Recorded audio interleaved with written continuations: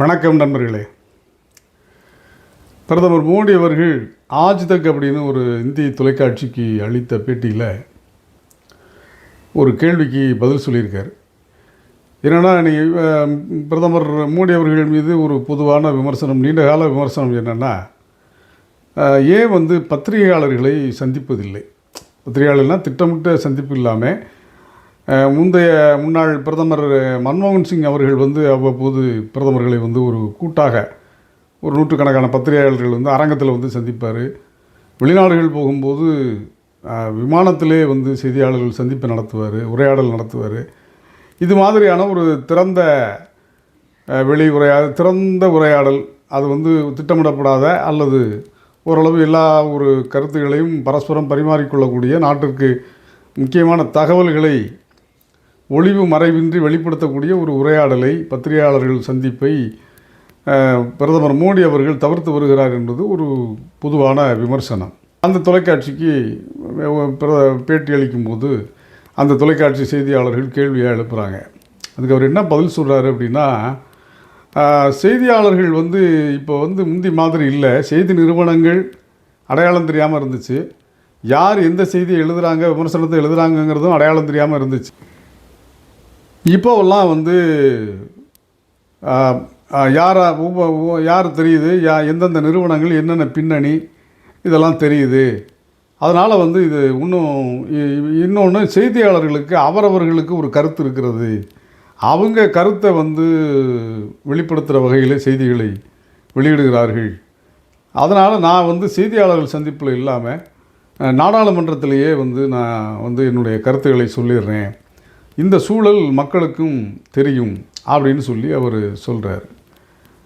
இது ஒரு பொதுவாக எல்லா தரப்புலையும் செய்தி ஊடக தளத்தில் ஒரு விரிவான விவாதத்தை கிளப்பியிருக்கு. கடுமையான விமர்சனங்களுக்கும் உள்ளாகி இருக்குது. ஏன்னா செய்தியாளர்கள் அப்படின்னா மரமோ செடியோ ஆடு மாடோ இல்லை, மனிதர்கள், பகுத்தறிவு உள்ளவர்கள். அதுவும் போக செய்தியாளனாக ஒருத்தன் வர்றான் அப்படின்னா அவன் இந்த சமூகத்தின் மீது குறைந்தபட்ச அக்கறை உள்ளவன் தான் அந்த துறைக்கு வர முடியும். நீங்கள் ஒரு சிலர் மேலே உள்ள விமர்சனங்கள் இதாக இருக்குது அதாக இருக்குங்கிறதெல்லாம் பிரச்சனை வேறு. ஆனால் பொதுவாக ஒரு செய்தியாளனாக ஒருத்தர் இந்த துறைக்குள்ளே, ஊடகத்துக்குள்ளேயோ பத்திரிகைக்குள்ளேயோ வரும்போது அது ஒரு பெரிய வசதியான பணி வாய்ப்பு இல்லை. அதில் நிறைய ஹெடில்ஸ், நிறைய சிரமங்கள், நிறைய தடைகள், நிறைய போராட்டங்கள் இதெல்லாம் இருக்குது அப்படின்னு தெரிஞ்சு தான் இந்த துறைக்கு வர்றாங்க. அந்த காலத்தில் இருந்தே ஒரு காலத்தில் ஒரு போக்கு இருந்தது. என்ன விதமான போக்கு அப்படின்னா, பத்திரிகையில் வேலை பார்க்கக்கூடிய துணை ஆசிரியர்களாகவோ செய்தியாளர்களாகவோ எழுதக்கூடிய கட்டுரை காலம் எழுதக்கூடியவர்களாகவோ பணியாற்றக்கூடிய அந்த பத்திரிகையாளர்கள், எழுத்துத்துறை சார்ந்தவர்கள் ஒரு கட்டத்தில் அவர்களே போராடி அந்த அச்சு ஊடகத்தை, தாங்கள் பணியாற்றக்கூடிய அச்சு ஊடகத்தை வாங்குவதோ அல்லது பிரிந்து சென்று ஒன்றை தொடங்குவதோ ஒரு வழக்கத்தில் இருந்து வந்தது. இது சிறு பத்திரிகைகள் மட்டும் இல்லாமல் பெரிய பத்திரிகைகள் கூட பொருந்தும். நிறைய பத்திரிகைகள் அப்படி விகடனில் இருந்து நிறைய பேர் பிரிஞ்சு, அந்த காலத்தில் பிரிஞ்சு சோ உட்பட கல்கி அது மாதிரியான பெரிய பெரிய ஆட்கள்லாம் அவங்க பத்திரிகைகளை தொடங்குறது. அப்போ அவங்களுக்கு ஒரு பத்திரிகை ஆசிரியர், எழுத்தாளர் அல்லது பத்திரிகையாளரே பத்திரிகை அதிபராகவும் இருக்கும்போது அவர்களுக்கு ஒரு சுதந்திரம் இருக்கும்.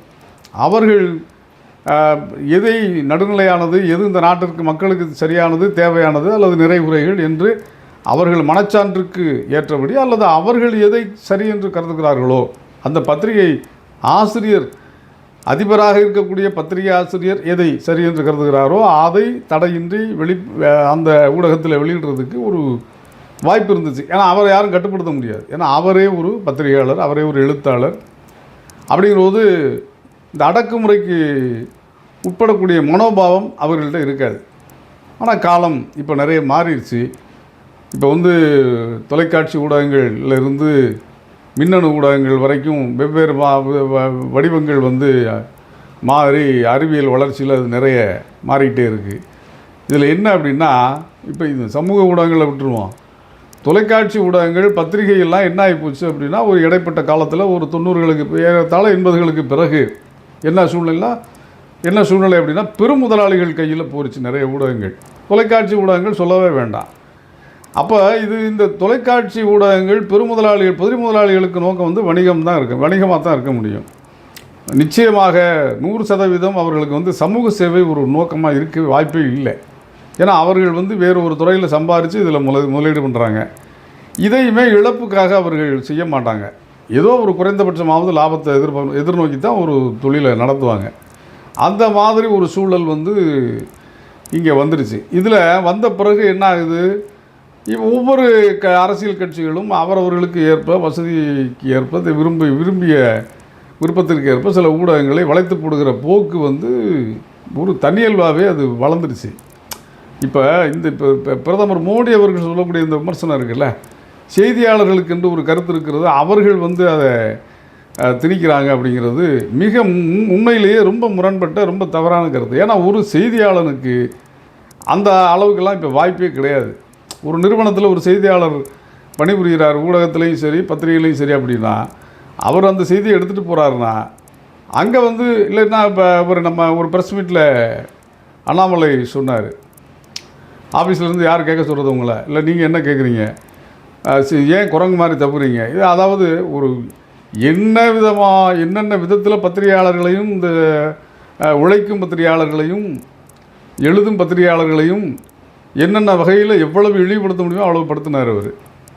அதற்கு பின்னும் வேறு வழி இல்லாமல் அவர்கள் அங்கே இருந்து அந்த செய்திகளை சேகரிச்சுக்கிட்டு தான் போனாங்க. அது அவங்க நிலைமை, அது அவங்கள கேட்டால் தான் தெரியும் அங்கே என்ன சூழ்நிலைன்னு. நம்ம வந்து விமர்சிக்கிறது எளிமையாக விமர்சிச்சிடலாம்.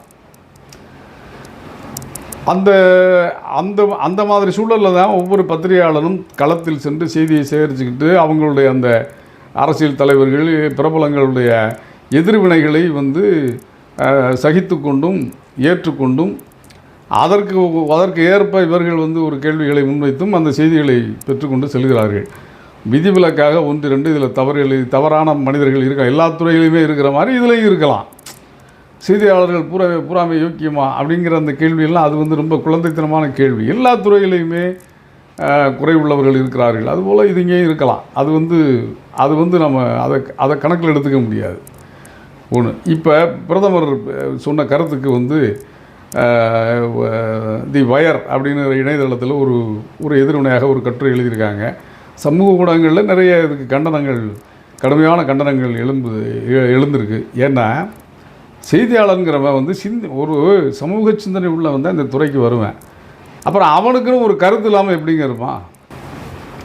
அவனுக்கு ஒரு கருத்து, அவனுக்கு ஒரு சிந்தனை, அவனுக்கு ஒரு லட்சியம், கோட்பாடு, இதெல்லாம் இருந்தால்தான் சமூகத்தை பற்றி அக்கறையோ ஒருத்தனுக்கு வரும். அது சரியோ தவறோ வலதோ இடதோ எதாக இருந்தாலும் சரி, அவனுக்கு ஒரு பார்வை இருக்கும்.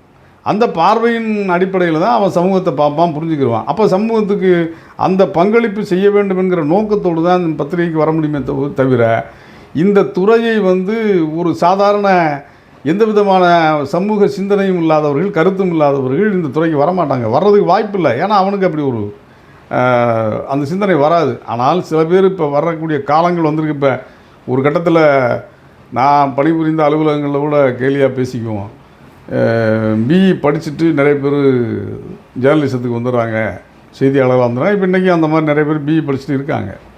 ஆனால் பிஇ படித்த எல்லாருமே அதுக்கு வர்றது கிடையாது. பிஇ படித்தாலும் அந்த சமூக மொழி, அரசியல், சமூகம், இப்படி இந்த மாதிரி துறைகளில் ஒரு அனுபவமும் அறிவும் ஈடுபாடும் தோய்வும் இருந்தால் தான் இந்த துறைக்கு வர முடியுமே தவிர வெறுமனை எந்த படிப்பு படிச்சுட்டு வேணாலும் இதுக்கு வரலாம் அப்படின்னா வெறுமனை வர்றதில்லை. அவங்களுக்கு இது வந்து செய்தியாளனுக்கு முதல் தகுதியே வந்து அவனுடைய சமூக அக்கறை, சமூகத்தின் மீதான பார்வை தான். அப்போ கருத்துக்குள்ளர்கள் எப்படி செய்தியாளர்லாம் இருக்க முடியும்? பிரதமர் மோடி அவர்கள் என்ன சொல்லுகிறாருன்னா, அவங்களுக்குன்னு ஒரு கருத்து இருக்குங்கிறத அது ஒரு குற்றமாக சொல்லுகிறார். அவர்களுக்கு கருத்து இருக்கத்தான் செய்யும், யாராக இருந்தாலும் இருக்கத்தான் செய்யும், அது ஒரு குற்றம் இல்லையே. ஆனால் அந்த கருத்தை அந்த அலுவலகத்தில் சென்று அந்த செய்தியாளன் திணிக்கவோ எழுதவோ சொல்லிவிடவோ அவ்வளவு முடியாது. ஒருவேளை அவருடைய கருத்துக்கு ஏற்ற இடத்தில் அல்லது ஒத்திசைவான அலுவலகத்தில் அவர் பணியாற்றினால், மீடியா ஆஃபீஸ் அந்த ஊடக அலுவலகத்தில் பணியாற்றினால் ஒருவேளை அது சாத்தியப்படுமே தவிர அவருடைய கருத்தை வெளியிடுவதற்கு முரணாகவோ அல்லது மாற்று கருத்து உள்ள இடத்துலையோ அவர் பணி நிமித்தம் அவர் தனக்கு ஒத்த கருத்துள்ள இடங்களில் மட்டும்தான் எல்லாரும் பணியாற்றணுங்கிறதும் சாத்தியமில்லாத ஒரு நிலைமை. ஒரு செய்தியாளனுக்கு. அது ஏன்னா இது வந்து ஒரு குறுகிய வட்டம் இந்த துறை. அப்போ எங்கே வாய்ப்பு கிடைக்குதோ அவன் போகத்தான் செய்வான். அது ஒன்று. அப்புறம் சில பேர் கேட்ட மாதிரி நீங்கள் வந்து நீங்களாம் சம்பளத்துக்கு வேலை பார்க்குறவங்க அப்படின்னு சொல்லி, எந்த துறை எந்த சேவை சம்பளம் இல்லாமல் எதில் யார் ஈடுபடுறா? எந்த துறையில் குறைகள் இல்லாமல் இருக்குது? ஏன்னா இவங்க பொது களத்தில் நிற்கிறதுனாலேயே முன்கள வீரர்களாக இவர்கள் வந்து எதிர்கொள்ள வேண்டிய ஒரு முனையில் நிற்கிறதுனாலேயே இவர்களை வந்து போகிற போக்கில் வந்து இள்ளி நகையாடிட்டு போகிறது. எல்லாம் இப்போ சம்பளத்துக்கு தான் எல்லோரும் வேலை செய்கிறீங்க. யார் சம்பளம் வாங்கலை? எம்பி எம்எல்ஏ வாங்கலையா? அமைச்சர்கள் வாங்கலையா? பிரதமருக்கே சம்பளம் இல்லையா? எல்லாருக்குமே சம்பளம் இருக்கே. அதுபோக சமூக சேவைன்னு செய்யக்கூடிய அமைப்புகளிலே தொண்டு நிறுவனங்கள்லேயே சம்பளம் இருக்கே. அவங்களுக்கு ரெமனரேஷன் அது மாதிரி மதிப்பூதியங்கிற வகையில் அதெல்லாம் கொடுப்பாங்க. சில இடதுசாரி இயக்கங்களில் அரசியல் கட்சிகளிலே வந்து முழு நேர ஊழியர்களுக்கு சம்பளம் உண்டு. இதெல்லாம் வந்து தெரிந்த செய்தி தானே. செய்தியாளனுக்கு மட்டும் சம்பளம் வாங்காமல் வேலை பார்க்கணும்னு என்ன அது எந்த விதமான புரிதல், அப்படி அந்த எந்த அடிப்படையில் அதை கேட்குறாங்கங்கிறது தெரியல. இது ஒரு குற்றச்சாட்டு. யார் இப்போ ப்ரெஸ் மீட்டில் அடிக்கடி நிறைய பேர் பேசுனாங்களே, அது யாராக இருந்தாலும் தவறு தான். எந்த தலைவராக இருந்தாலும் எந்த பிரபலங்களாக இருந்தாலும் அப்படி ஒரு போக்கில் அப்படி ஒரு சிந்தனையில் பார்வையில் பத்திரிகையாளர்கள் பார்ப்பது மிகப்பெரிய ஜனநாயகத்தில் வந்து அது ஏற்றுக்கொள்ளவே முடியாது. ஜனநாயகத்தினுடைய ஒரு தூண் என்று சொல்லக்கூடிய அந்த தூணை தாங்கி பிடிக்கிறவர்கள் களத்தில் இருக்கின்ற செய்தியாக உழைக்கும் பத்திரிகையாளர்கள், அதற்கடுத்து அதை செய்தியாக தயாரிக்கக்கூடிய உள்ள டெஸ்கில் இருக்கிறவங்க, செய்தி அறையில் இருக்கிறவங்க, அதை சரிபார்த்து வெளியிடக்கூடிய ஆசிரியர் பொறுப்பில் இருக்கிறவங்க எல்லாருமே வந்து சமூக பொறுப்பும் அவர்களுக்கு நிறைய கேள்விகள் இருக்குது. தன்னிச்சையாக போகிற போக்கில் எதையும் செஞ்சிட முடியாது. அவங்க பல பேருக்கு பதில் சொல்லணும். அவர் இருக்கிற நிறுவனத்துக்கு பதில் சொல்லணும், அதனுடைய முதலாளிக்கு பதில் சொல்லணும், வெளியிலிருந்து வரக்கூடிய செய்திகள் சரியாக இருக்குங்கிற இதை பார்க்கணும். இத்தனை பிரச்சனைகளுக்கு இடையில் தான் அதை வெளியிடணும். இந்த மாதிரி ஒரு செய்தி இப்படி இது ஒரு பார்வை. செய்தியாளர்களை பற்றி போகிற போக்கில் புறங்கை வீச்சில் விமர்சிச்சுட்டு போகிறதுங்கிற அந்த பாங்கு வந்து மிக தவறானது. அதனால் அதற்கு பிரதமர் மோடி அவர்கள் இந்த கருத்திற்கு நிறைய தரப்பில் இருந்து கண்டனங்கள் வலுத்து வருகிறது. அதாவது பிரதமர் அவர்கள் சொல்லியிருக்கிற அந்த இன்னொரு கருத்து இருக்குல்ல, செய்தியாளர்களுக்கு கருத்து இருக்கக்கூடாது, கருத்து ஒருத்தருக்கும் கருத்து இருக்குது. அதாவது இது என்ன மாதிரி இருக்குன்னா, ஒவ்வொருத்தருக்கும் கண் இருக்குது காது இருக்குது அப்படிங்கிற மாதிரி அவர் அது மாதிரியான விமர்சனம். அது செய்தியாளருக்கு கருத்து இருக்க தான் செய்யும். கருத்து இல்லாதவன் எப்படி இருப்பான்? இன்னொன்று இந்த பொது புத்தி சார்ந்து ஒரு உரையாடல் உண்டு அல்லது ஒரு போக்கு உண்டு. எப்படின்னா, ஒரு தேநீர் கடைகளில் வந்து எழுதி போட்டிருப்பாங்க, இங்கே யாரும் அரசியல் பேச வேண்டாம் அப்படின்னு எழுதி போட்டிருப்பாங்க. என்ன பிரச்சனை அப்படின்னா, அங்கே சண்டை வந்துருச்சுன்னா அவன் அந்த மேலே இருக்கிற பாட்டில் இது கொடுக்குற கூலையே கண்ணாடி டம்ளர்கள் எடுத்து உடைச்சிருவாங்க, கல்லவுட் அடிப்பாங்க, அந்த மேசை நாற்காலியில் உடைச்சிருவாங்க. இப்படிங்கிற பயத்தில் அவங்க எழுதி போடுவாங்க. சிறு வணிக நிறுவனங்களில் அந்த மாதிரியான ஒரு இது இருக்கும். அதை நம்ம புரிஞ்சிக்க முடியுது. ஆனால் ஒரு பிரதமர், நாட்டின் பிரதமர், ஜனநாயக நாட்டின் ஒரு மிகப்பெரிய ஜனநாயக நாட்டினுடைய பிரதமர் வந்து இந்த மாதிரி ஒரு கருத்து, ஒரு சாதாரண வழிப்போக்கர்கள் சொல்லுகிற கருத்தை வந்து பிரதிபலிப்பது ரொம்ப துரதிர்ஷ்டவசமானது, வருத்தத்துக்குரியது. இது போகட்டும். இது எதிரில் இருந்து வருது அப்படின்னா, இந்த அப்பொலிட்டிக்கல் சென்ஸ், அதாவது அரசியல் அகற்றம். ஒரு சமூகத்தை வந்து கருத்தை அழிச்சிட்டா அதை வரலாற்றை அழிச்சிடலாம். வரலாற்றை அழிச்சிட்டா அதனுடைய வரலாற்று நினைவுகளை அழிச்சிட்டாலே தன்னுணர்வை அழிச்சிடலாம். தன்னுடைய வரலாற்றை பற்றிய ஒரு இனம் மறந்துருச்சுன்னா அதுக்கு ஒரு தன்னுணர்வு இருக்காது. தன்னுணர்வு இல்லாதவன் தன்னுரிமைக்காக போராட மாட்டான். இதுதான் வந்து சர்வாதிகாரத்தினுடைய ஒரு அணுகுமுறை. அரசியல் இருக்கக்கூடாது. ஏன் இருக்கக்கூடாது? ஏன் அரசியல் பேசக்கூடாது அப்படின்னா, அவன் யாருன்னா அவனுக்கு தெரிஞ்சிடக்கூடாது, அவன் எதனால் பாதிக்கப்பட்டோம்னா அவனுக்கு தெரிஞ்சிடக்கூடாது. இதில் இருந்து வருவது தான் இந்த கூற்று. கருத்து ஒருத்தனுக்கு இருக்கக்கூடாது அப்படின்னு சொல்லும்போதே என்ன பிரச்சனைனா, அவனுக்கு அரசியல் அறிவு இருக்கக்கூடாதுன்னா அவனை பற்றிய புரிதல், தான் யார், தன்னுடைய இனத்திற்கு நேர்ந்த கேடு என்ன, தன்னுடைய வரலாறு என்ன, இதையெல்லாம் அவன் புரிஞ்சிக்கக்கூடாது. இதெல்லாம் அவனுக்கு தெரியக்கூடாது. தெரிஞ்சிருச்சுன்னா அவன் என்ன, ஒரு தன்னுணர்வு பிரக்ஞை அப்படிம்பாங்க. தன் இனத்தை பற்றி, தான் வாழுகின்ற மண்ணை பற்றி, தன்னுடைய சமூகத்தை பற்றி ஒரு உணர்வு, புரிதல் வந்துடும். அந்த புரிதல் வந்துருச்சுன்னா அவன் தன்னுரிமைக்காக போராட ஆரம்பிச்சிடுவான். இது வந்து சர்வாதிகாரத்திற்கும் ஆதிக்க சக்திகளுக்கும் ஆபத்தானது. அதனால் இதை எப்போவுமே அவங்க ஏற்றுக்க மாட்டாங்க. இது ஒரு ஆபத்தான இந்த வகையிலையும் அவர் சொன்ன கருத்து வந்து ஒரு ஆபத்தான கூற்று. பிரதமர் அவர்களுடைய இந்த கருத்து எப்போ அவர் சொல்கிறாரு அப்படின்னா, ப்ரெஸ் ஃப்ரீடம் இண்டெக்ஸ் அப்படின்னு சொல்லி ஆர்எஸ்எஃப்னு சர்வதேச அளவில் ஒரு அமைப்பு வந்து எல்லா நாடுகள்லேயும் ஊடக சுதந்திரத்தினுடைய நிலைமை, அவங்களுடைய உரிமை எப்படி இருக்குது அப்படின்னு சொல்லி ஒரு பட்டியல் வெளியிட்டாங்க. நம்ம இதே இதில் சில காணொளிகளுக்கு முன்னாடி கூட நானே அதை பேசியிருந்தேன், கருத்து சுதந்திரம் பற்றிய ஒரு காணொளியில். அதில் வந்து சர்வதேச அளவில் உள்ள பட்டியலில் வந்து நம்ம நாடு வந்து 176 நாடுகளில் 159வது இடத்துல இருக்குது அந்த இண்டெக்ஸில். அதாவது ரொம்ப மோசமான நிலையில் இருக்குது ஊடக சுதந்திரம் அப்படிங்கிற அந்த பட்டியல் வந்த ஒரு 2 வாரத்துக்குள்ளே தான் பிரதமர் அவர்கள் செய்தியாளர்கள் இப்படி இருக்காங்கன்னு சொல்லி ஒரு கருத்தை சொல்லியிருக்காரு. மோடி அவர்களுடைய ஆட்சியில் ஊடகங்களுடைய நிலைமை எப்படி இருக்குது அப்படின்னு சொல்லி ஒரு புள்ளி விவரம் வந்தது இடையில், அண்மையில். அதில் வந்து கடந்த ஆண்டு 2022 எடுக்கப்பட்ட ஒரு புள்ளி விவரம், அது சர்வே. அதில் வந்து இந்தியாவில் வந்து ஒரு 6 தொலைக்காட்சி நிறுவனங்கள் தான் முன்னணி நிறுவனங்கள் அப்படின்னு சொல்லியிருக்காங்க. என்னென்ன நிறுவனங்கள் அப்படின்னா, times now, republic TV, India today, CNN news 18 and Viaan அப்படின்னு. அதில் வந்து இந்த வியான் அப்படிங்கிறது வந்து ஜி நெட்வொர்க் இல்லையா, சுபாஷ் சந்திரா அவர்களுடைய சிஸ்டர் கன்சர்ன் அது. அவர் வந்து 2016 வந்து ராஜ்யசபா, அதாவது மாநிலங்களவை உறுப்பினராக பாரதிய ஜனதாவுடைய ஆதரவுகளோட, எம்எல்ஏக்களுடைய ஆதரவில் மாநிலங்களவை உறுப்பினராக தேர்ந்தெடுக்கப்பட்டவர். அடுத்து வந்து CNN நியூஸ் 18, அது வந்து இந்திய பணக்காரர்கள் ஒருவரான முகேஷ் அம்பானி அவருடைய நிறுவனம் CNN நியூஸ் 18. அடுத்து ரிபப்ளிக் டிவி வந்து யார் தெரியுமா? அவர் வந்து ராஜீவ் சந்திரசேகர். இப்போ வந்து அவர் வந்து கேரளாவுடைய அந்த பாரதிய ஜனதா கூட்டணியினுடைய தலைவராக, ஒருங்கிணைப்பாளராக இருக்கார். அந்த நேஷனல் டெமோக்ராட்டிக் அலையன்ஸ் அதனுடைய துணைத் தலைவராக இருக்கார். ஆமாம், ராஜீவ் சந்திரசேகர். அவருடைய குடும்பத்துக்கு சொந்தமான டிவி ரிபப்ளிக் டிவி. அடுத்த ஒருத்தர் அதில் பணிபுரிந்தவர் தான் அர்னாப் கோஸ்வாமி. அவர் வந்து சொல்லவே வேண்டாம், அவர் என்னவெல்லாம் எப்படிலாம் இருந்தார் அப்படின்ட்டு. இப்படி வந்து டைம்ஸ் நவ் வந்து அதுவும் அவர்களுக்கு ஆதரவான குடும்பத்தை சேர்ந்த ஒரு டிவி தான்.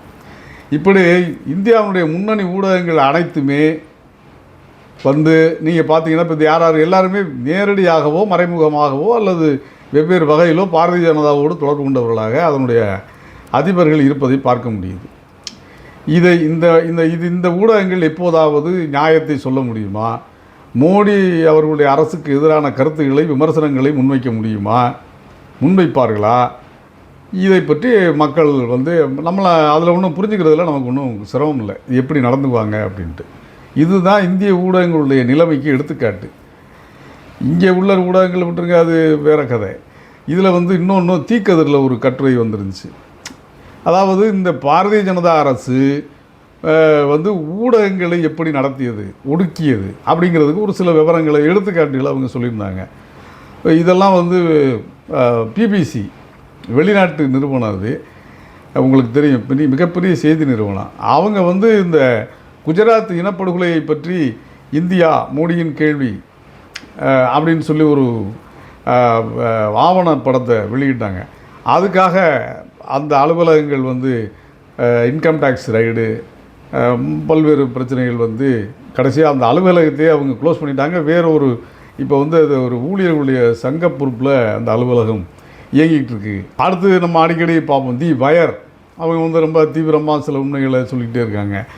அவங்களையும் வந்து அந்த கொரோனா பீரியடில் வந்து கோவிட் தடுப்பு நடவடிக்கைகளில் வந்து ஏற்பட்ட தோல்விகளை பற்றி செய்தி வெளியிட்டதற்காக அவர்கள் மீதும் பல்வேறு ஆதித்யநாத் அரசு வந்து ஒடுக்குமுறைகளை ஏவியது அப்படின்னு சொல்லி, அதுபோக இந்த ராஜீவ் சந்திரசேகர் யார், ரிபப்ளிக் டிவியினுடைய அதிபர் குடும்பத்தை சேர்ந்த பாரதிய ஜனதா இப்போது அமைச்சராக இருக்கிறார், ஒன்றிய அமைச்சராகவே இருக்கார். ஆமாம், அவர் வந்து அவர் புகார் மீது தான் தி வயர் இணையதளத்தின் மீது நடவடிக்கை எடுக்கப்பட்டது.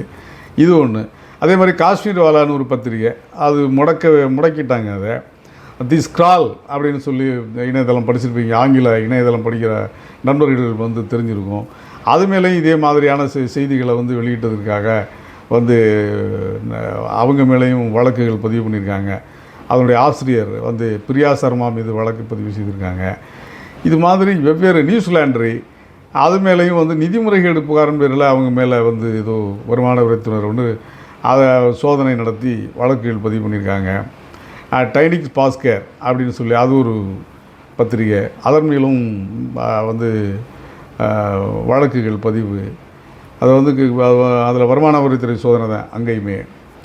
இது மாதிரி பாரத் சமாச்சார், சித்திக் கப்பன், நியூஸ் கிளிக் ஆசிரியர் இப்போ தான் உங்களுக்கு தெரியும் ஒரு ஆண்டுக்கு நெருக்கி சிறையில் இருந்துட்டு இப்போ தான் உச்சநீதிமன்றத்தால் வந்து விடுவிக்கப்பட்டார். இந்த மாதிரி இவங்க இவ்வளவு ஒடுக்குமுறைகளுக்கு ஊடகங்களை வந்து அதாவது இதெல்லாம் வந்து ஏதோ ஏனோ தானாங்கிற உள்ள செய்தி நிறுவனங்கள் இல்லை, சாதாரண ஆட்கள் நடத்துகிற செய்தி நிறுவனங்களும் இல்லை. பிபிசி எல்லாம் மிகப்பெரிய உலகளாவிய அமைப்பு. அதையே வந்து இவங்க என்ன பண்ணிட்டாங்க, இந்த மாதிரி அந்த அலுவலகத்தை காலி பண்ணுற அளவுக்கு அவங்களுக்கு நெருக்கடி கொடுத்துட்டாங்க. இதுதான் இவர்கள் இங்கே அனுமதித்திருக்கிற ஊடக சுதந்திரம். அதைத்தான் அந்த ஆர்எஸ்எஃப்ங்கிற ப்ரெஸ் ஃப்ரீடம் இண்டெக்ஸில் வந்து ரொம்ப கீழே இருக்குது இந்தியாவில். அந்த ஊடக கருத்துரிமை, ஊடக சுதந்திரங்கிற இது வந்து ரொம்ப கீழே இருக்குது அப்படின்னு சொல்லி அந்த ரிப்போர்ட்டில் சொல்லியிருக்காங்க. இந்த ஒரு நிலைமையில் தான் பிரதமர் மோடி அவர்கள் பத்திரிகையாளர்கள் வந்து இவங்களை நம்பி இவங்கள்ட்ட எப்படி நான் வந்து இவங்களை சந்திக்கிறது, இவங்க மேலே எனக்கு நம்பிக்கை இல்லை அப்படி இப்படிலாம் சொல்லியிருக்கிறது எந்த விதமான நியாயமான கருத்து அப்படிங்கிறது தான் இப்போ எழுந்திருக்கிற விமர்சனங்கள். இது எல்லாருமே கடுமையான விமர்சனங்கள் வந்து பிரதமர் அவர்களுடைய அந்த செய்தியாளர்களை பற்றி சொல்லியிருக்கிற கருத்துக்களை வந்து ஊடக நிறுவனங்களை பற்றி அவர் சொல்லியிருக்கிற கருத்துக்கள் வந்து பெரும் விமர்சனங்களை எழுப்பியிருக்கிறது, கடும் விமர்சனங்களை எழுப்பியிருக்கிறது. என்ன அப்படின்னா, இது இந்த ஊடகங்களை கட்டுப்படுத்துவதும் ஒடுக்குவதும் அதிகார வர்க்கத்தில் இருக்கிறவங்க தானே செய்கிறது. நீங்கள் அதை வளைச்சி போட்டீங்கன்னா அவங்க உங்களுக்கு இப்போ எதிராக எப்படி பேச முடியும்?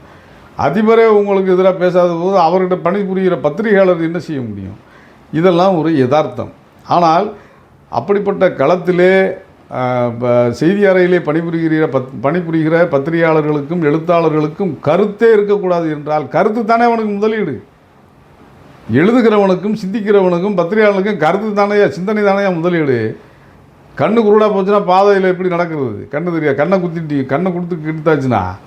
அதனால் இவர் என்ன சொல்கிறாரு, பத்திரிகையாளர்கள்லாம் கண் இருக்குது, காது இருக்குது, நிறைய மூச்செல்லாம் ரொம்ப நல்ல ஆரோக்கியமாக விடுறாங்க, அவங்கள்ட்ட எப்படி நான் பேசுகிறது அப்படிங்கிற மாதிரி இருக்குது அவர் சொல்கிறது.